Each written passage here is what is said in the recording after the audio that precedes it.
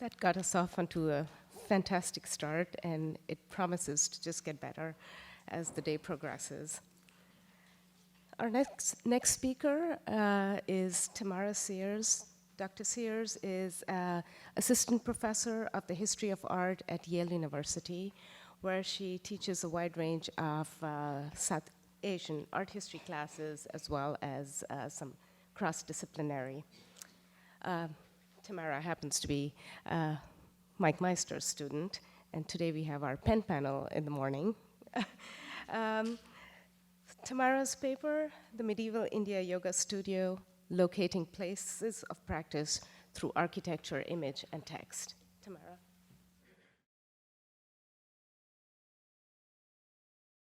So I would like to begin with a few comments on my paper's title, which may seem at first to be an anachronistic conceit. After all, the very idea of a yoga studio calls to mind a type of institution that is quite recent in its conception. However, we take studio back to its etymological roots in the Latin, then we find the noun studium, literally meaning zeal, study, or exertion. We can also recall its earliest English usages as a workplace for Renaissance visual artists, such as Michelangelo and Cimabue, for whom the studio formed a locus of serious and disciplined study. In modern parlance, however, the yoga studio connotes a public commercial venue that seems at odds with the idea of yoga in the far distant past. Once a highly potent and secretive form of ritual knowledge transmitted only through proper guru-disciple channels, yoga today has become a readily available and often secular activity. Whereas ancient yoga was aimed at achieving divine status or obtaining magical powers, today, yoga is celebrated most often for its medical benefits. Of course, the case is never quite so simple, although modern studios are often publicly situated in cities, college campuses, and suburban strip malls. We also encounter more private commissions, such as this award-winning project designed by the architectural firm Carton & Burton as a tranquil yoga retreat located a few hours outside of Washington, D.C. Within urban contexts, extra care is taken to carve out distinct kinds of spaces for practice. To this end, walls or furnishings are often used to either block the city from sight or to frame noteworthy views of an urban landscape. Interior designers have boiled the task of yoga studio design almost down to a science. In her online blog, Katie Curtis, an interior designer based in New York City, includes a standardized list that she describes as, I quote, must-haves for yogis planning to open their own digs. Simply put, to be successful, a yoga studio must have practice rooms, showers and toilets, storage for mats, towels, props, and bolsters, a refreshment station for drinks and snacks, an administrative office, a reception area, and a shoe rack. Also recommended are a retail shop for selling gear and CDs, and stations for supplemental services such as massage therapy, Pilates, and acupuncture. The designer should be careful to meld form and function, since, as the authors of wellandgood.com's special online post on New York's most beautiful studios bluntly put it, let's just come out and say it, pretty yoga studios matter. Sure, it's really all about inner reflection, but when a space feels sacred, so does your practice, unquote. My intention in this opening statement is neither to critique the commercialization of yoga nor to highlight the discrepancies between old and new. Rather, I hope to direct attention to the importance of architectural environments, which I see not merely as a modern invention, but also a defining feature of yoga in the past. In the presentation that follows, I work through a range of different kinds of textual and visual sources in order to ruminate on the ways in which yoga was conceived of, not just as a bodily, but also a spatial practice.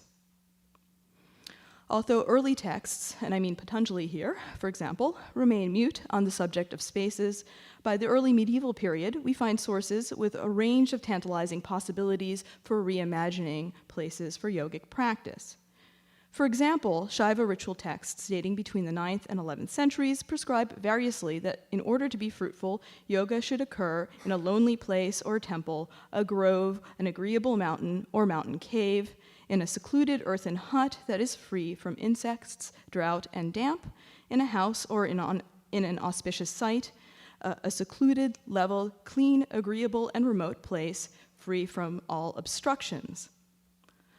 Also possible is an empty building, a delightful monastery, an auspicious temple, the bank of a river, an earthen hut or forest, or any desolate place, provided that it is sheltered, windless, noise-free, and unpopulated, free from obstacles, free from doubt about its ownership, and not too hot.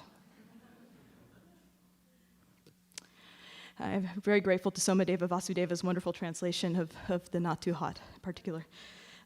Any case, in addition, yogis should avoid areas that are guarded or that have been damaged by malevolent sorcerers. And finally, the 11th century Yati Dharma Samuchaya, a Vaishnava text that's been worked on by Patrick Olivelle, tells us about the seat for practicing yoga, which should be formed by placing one on top of the other, kusha grass, an antelope skin, and a clean cloth in a sheltered and agreeable place where the ground is flat. If we move forward in time, we find sources that even more specifically lay out requirements for what become distinctly architectural environments. For example, both the Hatha Yoga Pradipika and the Gauranda Samhita prescribe that yoga should be practiced in a small room or hut situated in a solitary place, 4 cubits square and free from stones, fire, water, disturbances of all kinds, in a country where justice is properly administered, which I think is a variation on making sure that the ownership of a place is verified, because obviously one doesn't want to be in the middle of one's asana when somebody comes in and demands ownership of a place. But in any case, so it should be where justice is properly administered, where good people live and food can be obtained easily and plentifully. The room should have a small door, it should be free from holes, hollows, and neither too high nor too low. It should be plastered with cow dung and kept free of dirt, filth, and insects. On its outside should be bowers, a raised platform, a well or tank, and an enclosure wall or compound. Such descriptions are quite revealing. Here we have not an incidental location, but rather a fully planned and consecrated dwelling, one that consciously maintained a sense of isolation and secrecy, even within a densely urban environment. As the Hatha Yoga Pradipika warns us, a yogi desirous of success should keep the knowledge of Hatha Yoga secret, for it becomes potent through concealment and impotent through exposure. Although relatively late in date, these sources reveal an engagement with earlier practices, not only through conceptual resonances, but also through the use of the Sanskrit terms matika and kutira to describe the hut. For example, kutira is etymologically linked with the terms kuti or kutika, which were used in much earlier sources to indicate a circular or rectangular single-roomed hut or cottage, as Ananda Kumarswamy originally noted. We find representations of such kutis from an early moment, such as seen here at Sanchi, in a scene relating the Buddha's conversion of the Kashyapa sages near Uruvela.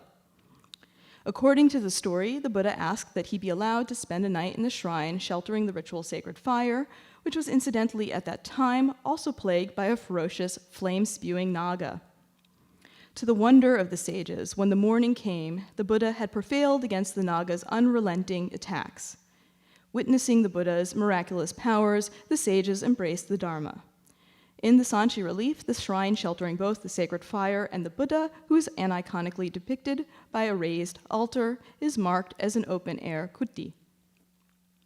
Down below is a Hindu hermit seated in a hut in a forested wilderness, forest indicated by a cluster of trees and watered by a lotus-laden river that attracts bullocks, monkeys, elephants, deer, and geese.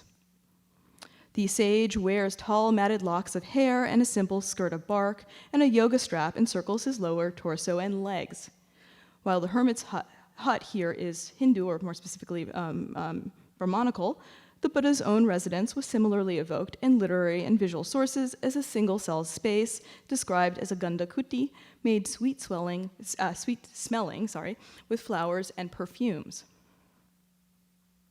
Such idyllic places had a long-lasting trans-historical and trans-regional appeal as a visual trope associated with yoga. And here I recall the image from Mamallapuram that Vidya Deheja showed us yesterday, which depicts an image of a hermitage, not only of yogic practice, but also of a hermitage near a river running through a mountain wilderness in a scene often interpreted as representing the story of the descent of the Ganges. The scene ascends both sequentially and spatially from the river to the heavens.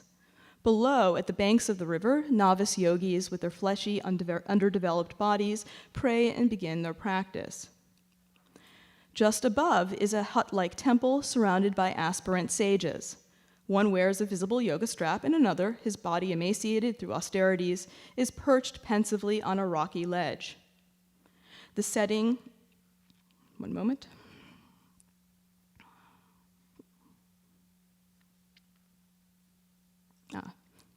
Here we go.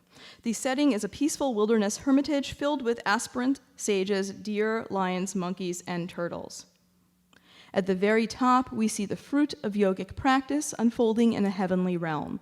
A lean but muscular yogi stands rigorously in asana, his gaze unwaveringly pointed upwards at the sun, while the god Shiva reveals himself in full anthropomorphic form to grant the sage his desired boon.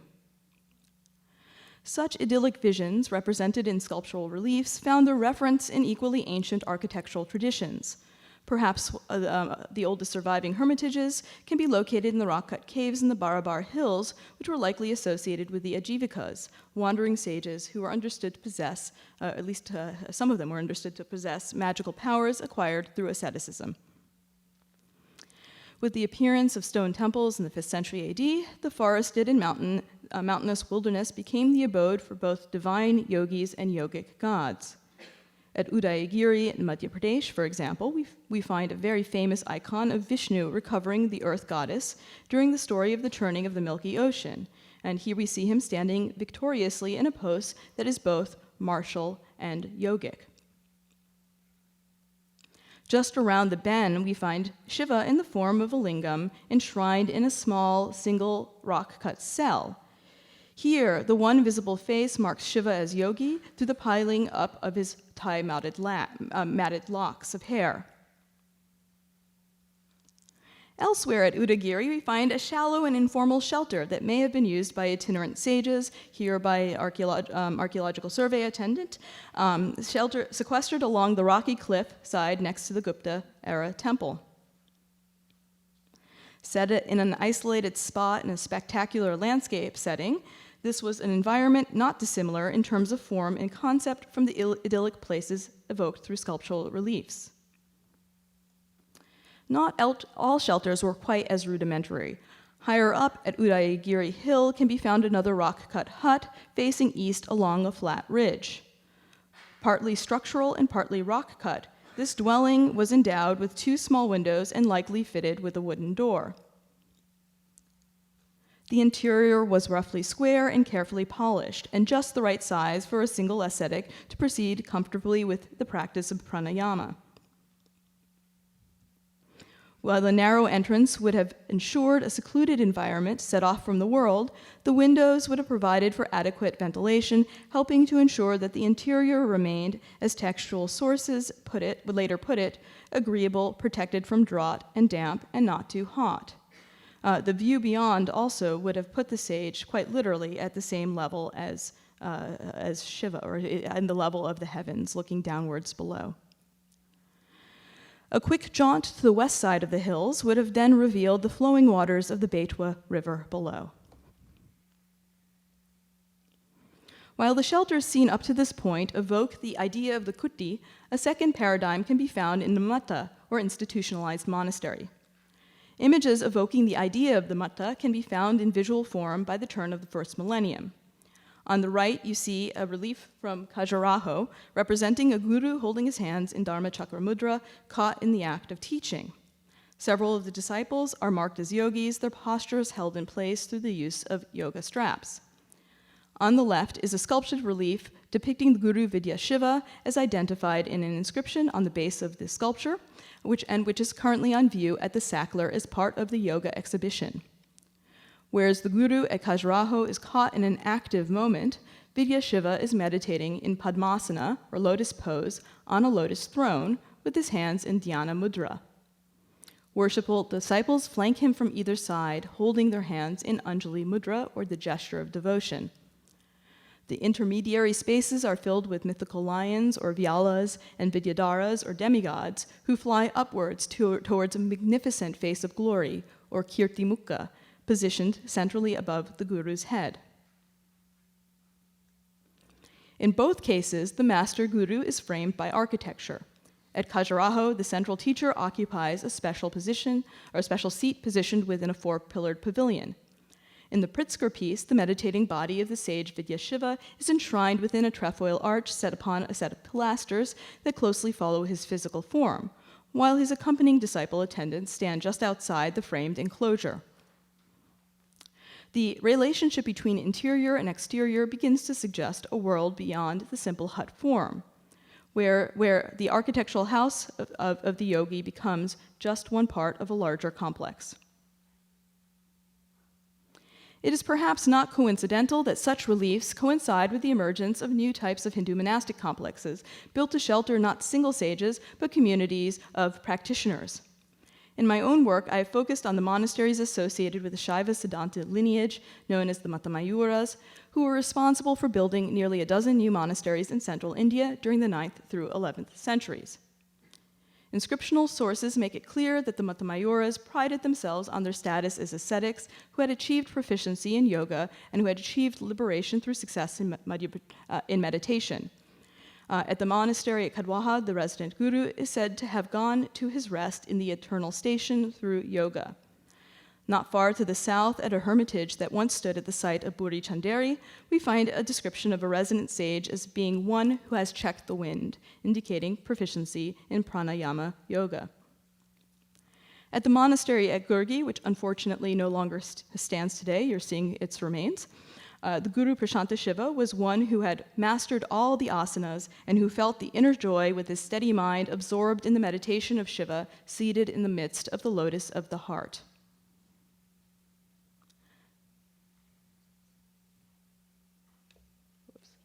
There we go. Unlike at Udayagiri, the monasteries at Gurgi and Kadwaha were not situated in a remote or rural location, but rather within a royally sponsored center. Whereas the monastery at Gurgi was built for Prashanta Shiva by the Kalachuri king Yuvaraja Deva I, the residence at Kadwaha, marked in red on this map, was constructed in the heart of a burgeoning temple town. However, as we can see at Kadwaha, such monasteries were carefully designed to create secluded and exclusive spaces, even in the midst of a populated center. The thick exterior walls, windowless on all but the upper stories, created the appearance of a visually and physically impenetrable fortress. The complex interiors, by contrast, unfolded through a wide range of comfortable spaces, some open and airy, and others very small and enclosed. The upper story contained distinct, well-ventilated chambers for bathing or ablutions, where the bathing basin was set in both cases at the side of the chamber, or the south side of the chamber, so that the practitioner could easily face to the north or in the direction of the Shiva temple outside. In addition, the monastery was well endowed with large rooms that could easily accommodate daily lessons and the dissemination of ritual knowledge, and I would like to think also possibly instruction in yoga. Such large-scale institutions rarely functioned singularly on their own. Rather, they were often paired with more peaceful retreats located in rural environments. Accordingly, the guru from Gurgi built a tranquil retreat for yogins seeking greater solitude at the site of Chandrei. There, his disciple Prabodha Shiva achieved liberation by practicing religious austerities and meditation along the banks of the river Son, as an inscription tells us. A counterpart to Chandrei, closer to Kadwaha, can be found at the site of Ranod, once known by the name Aranipadra, which appropriately translates as wilderness village. Situated not at the center, but the outskirts of what is today the main town, Ranod was originally established, likely in the 9th century, as a forest for austerities, or tapovanam. Unlike Kadwaha, Ranod featured an open and airy veranda and balconies, and a fairly modest 3-room plan that extended up both stories.